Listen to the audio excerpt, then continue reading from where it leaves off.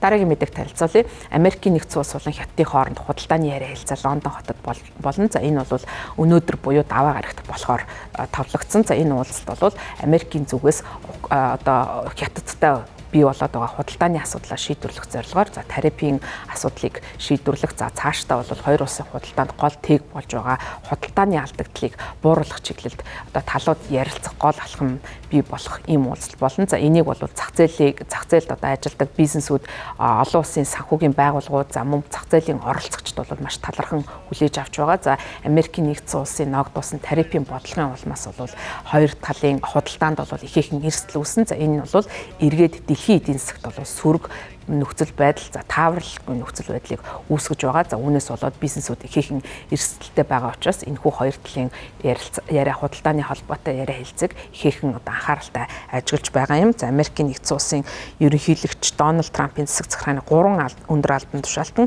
энэхүү даваа гарагт Лондон хотноо болох яриа хэлцээнд оролцсон. За тэд бол Хятадын төлөөлөгчтэй уулзаж дэлхийн эдийн засгийг одоо мухардалд оруулаад байгаа энэхүү хоёр том эдийн засгтай холбоотой асуудал.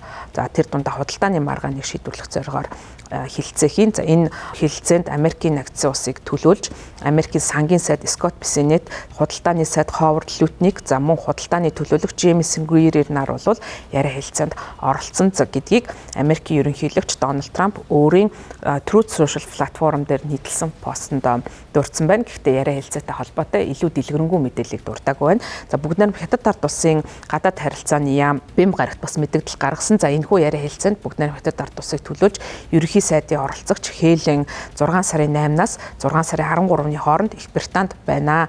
За Хятад улс болон Америкийн нэгдсэн улсын хооронд анхны одоо худалдаатай холбоотой яриа хэлцээ болно гэж онцлсон. За мөн айлчлалын үеэр эдийн засаг худалдааны зөвлөлдөх механизмыг зохион байгуулах асуудлаар бас ярилцах юм байна. За Дональд Трамп энэхүү уулзалтын талаар өөрийн хүлээлтийг бол бас өөрийн сошиал хуудасанда мэдгдсэн. За түүн дээр бол уулзалт маш сайн болох ёстой. Энэ бол миний гол хүлээж байгаа зүйл гэж мэдгдсэн.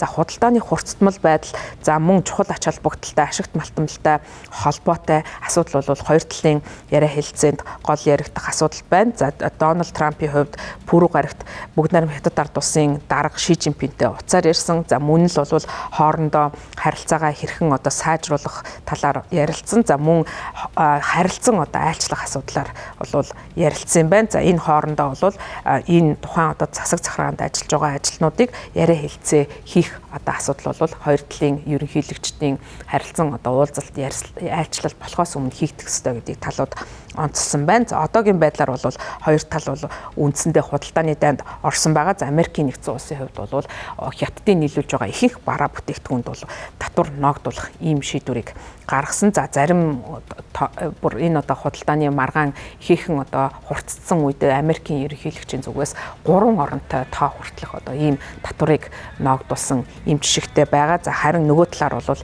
энэ одоо Америкийн нэгдсэн улсын ногдуулсан тарифын харууд Хятад улс мөн тариф ногдуулсан. За мөн түүний зэрэгцээ Хятадын одоо хяналтанд байдаг газрын ховор элементийн экспорт импортын дээр бол гол одоо тоглолтыг хийж байгаа. За өөрөөр хэлбэл энэ одоо хяналт тогтоосон байдлаа ашиглан Америкийг мухардалд оруулах ийм бодлогыг Хятадын зүгээс баримталж байгаа. За сүүлийн үед бол Америкийн нэгдсэн улсын хувьд бол гадаад бодлого тэр дундаа олон улсад одоо явуулж байгаа бодлогынхаа тэргүүн одоо тэргүүлэх чиглэлээр Хятадтай харилцааг авч үзэж байгаа. За Хятадыг бол Америкийн нэгдсэн улсын ирээдүйн одоо манлайлал олон улсын харилцаанд манлайлалд гол хохирол учруулах за сүрэн зогсох ийм их гүрэн гэж тодорхойлсон учраас үндэсний аюулгүй байдлын асуудлаар бол Хятадтай том одоо стратегийн хэмжээний өрсөлдөөнд орж байгаа. За энэхүү өрсөлдөөнд хэн ялхан цаашдаа олон улсын харилцааг тэргүүлэх чих гүрэн байхаар байгаа учраас энэхүү өрсөлдөөнийг бол дэлхийн улс орнууд анхааралтай ажиглаж байна. За энэхүү өрсөлдөөнийг дагаад бол улс орнуудын хооронд нэлээд удаас сөрөг нөхцөл байдал илэрч байгаа. За яагаад вэ гэх юм бол их гүрнүүд хоорондоо сөргөлдсөн тохиолдолд